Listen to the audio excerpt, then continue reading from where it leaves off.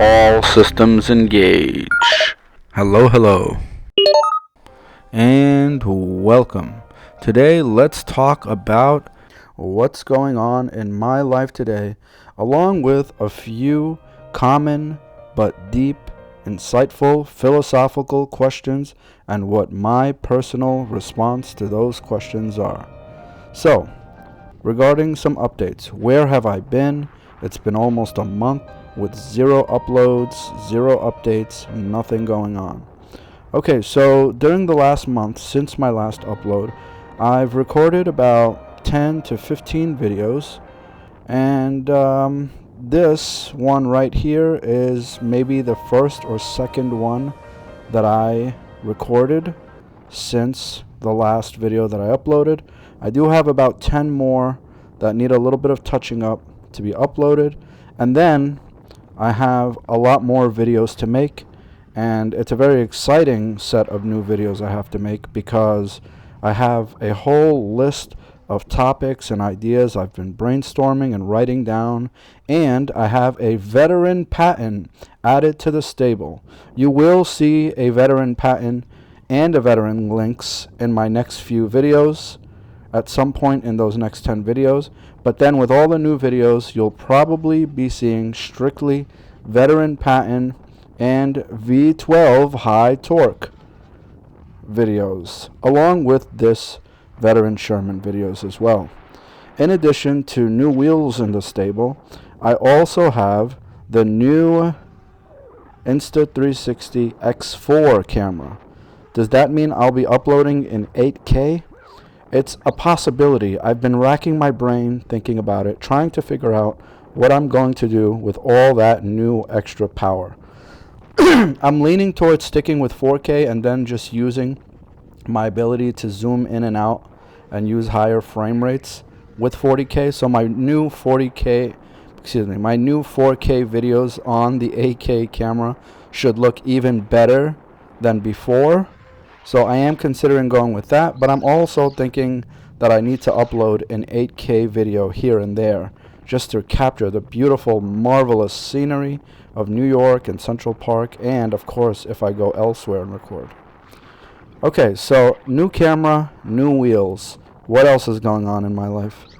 I've been taking on some new projects and new endeavors on the side. I've been really racking my brain ever since that last video about how I need to make $1 million so that I can spend that $1 million. No major progress to report there yet, but I am happy to report that I have since bought several books and have been nose deep buried in those pages, trying to increase my knowledge and skill to help me work towards that goal. Okay, another development is I've been experiencing some lower back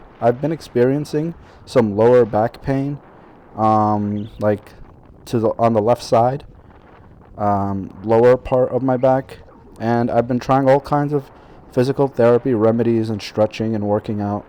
I've narrowed it down to the way I sleep, which causes the most aggravation to it, and the way I get in and out of my car. So apparently you're supposed to sit down on your car seat and then twist your body and pivot both legs in, as opposed to the usual way where everyone kind of sticks one leg into their car first and is leaning on that other leg standing outside the car as they sink into their seat and then pull the other leg in. That's what I've been doing, and that's when I feel the aggravation of the back, the lower back, the most. So maybe I have that. That is a new discovery. I thought it was just basic sciatica related, sleeping related, weight class related, but I'm sure I'll get over this and I'll figure out how to keep my back healthy, as I typically don't usually have a lot of back pain. So I am looking forward to intelligently and naturally remediating the situation and overcoming this adversity. Okay, more developments. So this video is being shot not on my usual Insta360 X3 camera, but it's being shot on another Insta360 camera, a lesser known model. This one is called the 1-inch, the RS 1-inch Insta360. And it's like a cool looking, bigger, heavier, bigger lens version of the Insta360 X3, But okay, so it's a really good camera. It's got a huge lens, and that's really its main sticking point. It's also $800, so it's double the price of the normal X3 camera, which is about $400.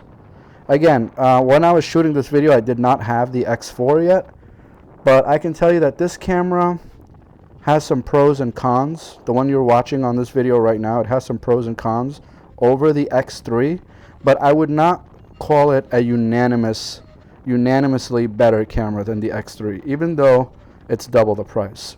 Now, I could go over a list of the details with you of why I think this camera is better in some ways and worse in some ways, but I feel like that deserves its own video. But maybe I can give you a quick recap, at least. So you'll notice in this video, compared to my other videos, that the pixels are really detailed and sharp and crisp, and the lighting is really dynamic. So you can like kind of see everything super clearly, even though this video is pretty much 4K, 30 frames, just like the other camera. It still has a better, more realistic, crisper feel to it than the other camera. So that's really the main pro.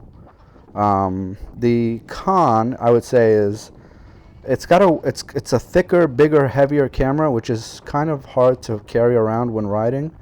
But because it's thicker and heavier, there's this weird stitching thing that happens. If you watch this video carefully, you'll notice kind of a cutoff line affecting the picture on my hand mostly, or anywhere on my body where the two videos are being stitched together, because as you know, the 360 camera stitches two frames together. You may or may not notice it at times, but here and there you do notice it, and I tried playing with the settings and the Insta360 camera a lot to fix it, but to no avail. So I also looked it up on Google, and some users of this camera have complained about this same exact thing.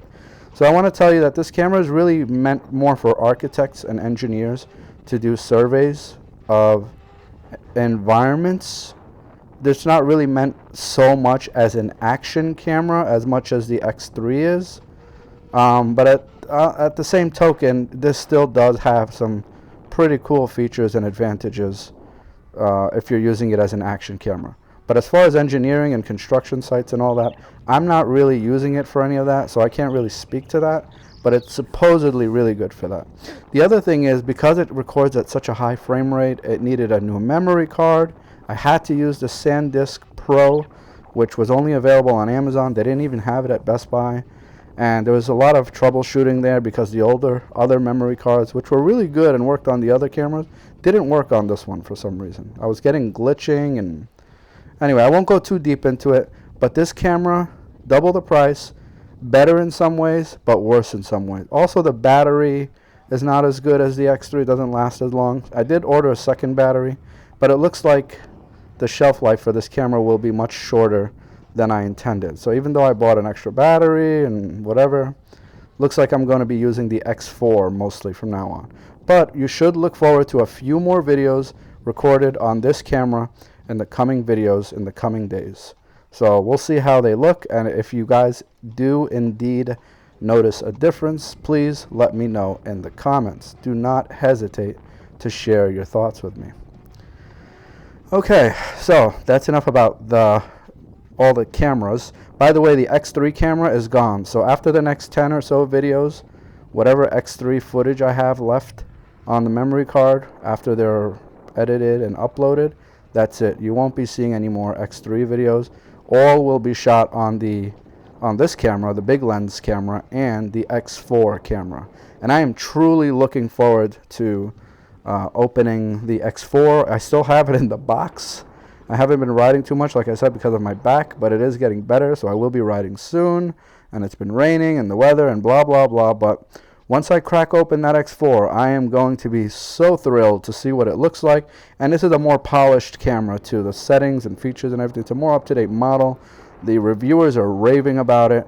So get ready to see it in its true form action on this channel. And you know how I do. I'm not going to do a detailed breakdown and review about the camera and all the settings and features. There's lots of guys out there doing that really well, but I'm just going to put the camera to use in action the way it was intended, and then tell you if I find any quirks or issues with it. And of course, you'll witness firsthand the quality and how great it looks just by watching my videos. Of course, don't forget to click on settings if you're watching on your TV or laptop or high resolution tablet or phone. Click on the little setting wheel on YouTube and then go to quality and then change the video quality all the way up if your internet permits. That should be 2160p, which is 4K. Should be topped out at 60 frames, more or less, depending on the video. Sometimes they're not 60 frames, though. It depends on what mode I was shooting on with the camera. But just turn it all the way up and then really get a good look at the nature in these videos. And, of course, better sounding audio quality. That's right. When you turn up the quality of the video, it actually does turn up the quality of the sound as well. Okay, more updates about me. What's going on with me? Where have I been in these last 30 days? I got my hands on a links for a test run in Central Park. There should be about one video with that coming up soon. A couple of videos with a veteran Patton 50S that I owned briefly, and I talked about that. And I definitely compared the two wheels, the Patton and the Lynx. And then actually, I no longer have the Patton and the Lynx, and I'll explain why later. But they're both gone. But then guess what? Unbeknownst to me, unexpectedly, I came into another Patton shortly after getting rid of the other two wheels. So now I do own a Patton, and this one is more intended for long-term use and riding. And yes, I still have my eyes on the Lynx. I haven't put down the Lynx. I still have trouble from time to time pondering and wondering and thinking if I should order it. And sometimes I really mean that. Emotional, deep turbulence and despair about getting a Lynx. So luckily I've been able to score some good deals on the wheels I just got. So I now have a V12 HT. By the way, I had a V12 HS, if you remember, a few videos back, and I just ranted and raved about it, how much I loved it and what a great wheel it was, and then I sold it. Well, you know, I needed the money. I put them into other wheels. I have a little wheel savings, separate savings now. So as I buy and sell wheels, they just go right back into more wheels and more equipment. And I try to do that to isolate it from my standard funds, because otherwise my standard funds start to look like a bottomless pit for my wheel habits. So anyway, the HS was sold reluctantly but happily. It went to a new great home. A very kind gentleman picked it up. But then I scored another deal on a V12 HT, which is great because I wanted to feel the higher pedals and the off-road tires and the higher torque. And let me tell you, it didn't disappoint. So I'll be doing a few videos on that wheel as well, and maybe, you know, really reviewing it based on how I feel while riding it. And that's it. There's more to come for sure, but that's it for now. Thank you guys very much for popping back in and tuning in. I feel like we just barely scratched the surface on this video, but I'm delighted to be back. Thanks for watching. I appreciate you guys. Have a great day. Goodbye. Make sure to click and check out other videos, subscribe, like, and share. Shout out to all the people leaving comments.